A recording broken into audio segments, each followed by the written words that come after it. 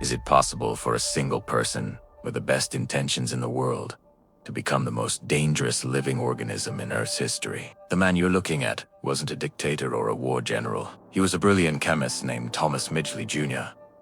But his two greatest inventions ended up poisoning the blood of billions and tearing a hole in our planet's protection. And the end of this story, well, fate prepared an irony so cruel, it sounds like a horror movie script. Today, I'm telling you the tragic journey of the man who almost destroyed the world. In the early 20th century, cars were the great new thing. But they had a serious flaw.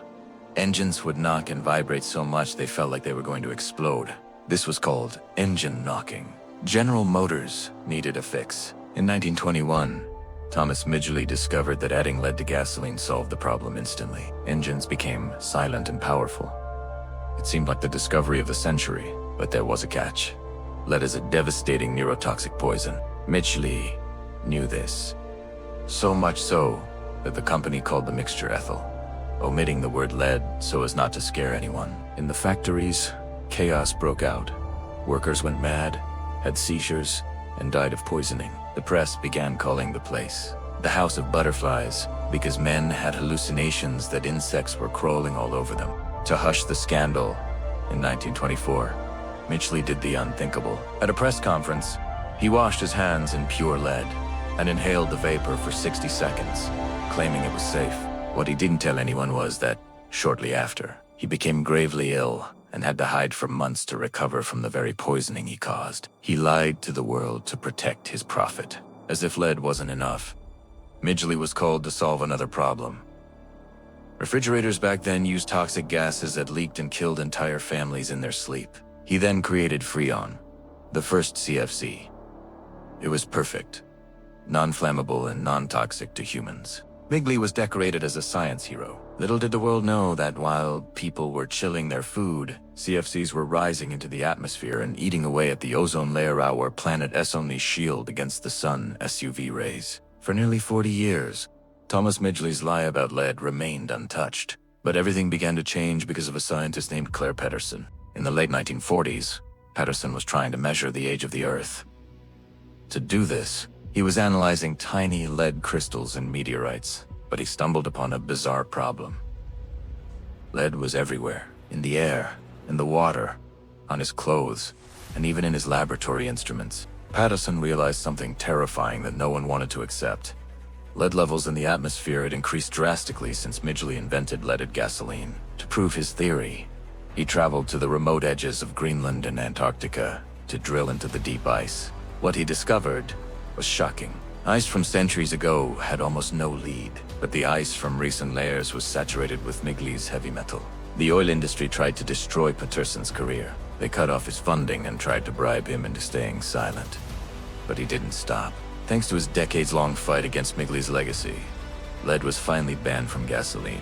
Estimates suggest that without Pedersen's intervention, entire generations would have suffered irreversible brain damage. While Midgley poisoned the world for profit, Pedersen dedicated his life to cleaning it up. But the damage caused by Thomas Midgley wasn't just environmental.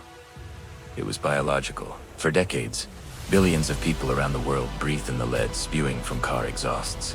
And lead is a master of disguise. Once it enters the bloodstream, it mimics calcium and crosses directly into our brains. Recent and chilling studies suggest that childhood lead exposure may have lowered the average IQ of half the population of the United States born between 1950 and 1980. We are talking about an estimated loss of up to 800 million cumulative IQ points, but it doesn't stop there. There is a famous theory known as the lead crime hypothesis. Researchers noticed that exactly 20 years after the peak of leaded gasoline use, violent crime rates exploded in major cities, and when lead was finally banned, crime rates plummeted in almost exact proportion. By trying to save cut engine, Midgley may have unintentionally altered the brain chemistry of entire generations, making the world a more impulsive and violent place for nearly half a century. Midgley's life ends with an irony that is almost unbelievable. At age 51, he contracted polio and was being a restless inventor.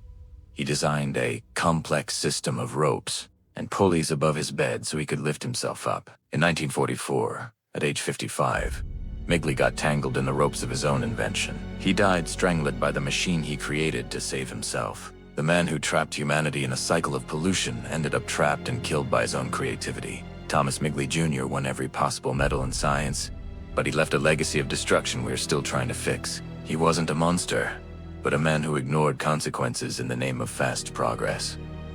What about you? Do you think he was science's greatest villain or just unlucky? Let me know in the comments. And if you love historical curiosities, subscribe for more. See you in the next mystery.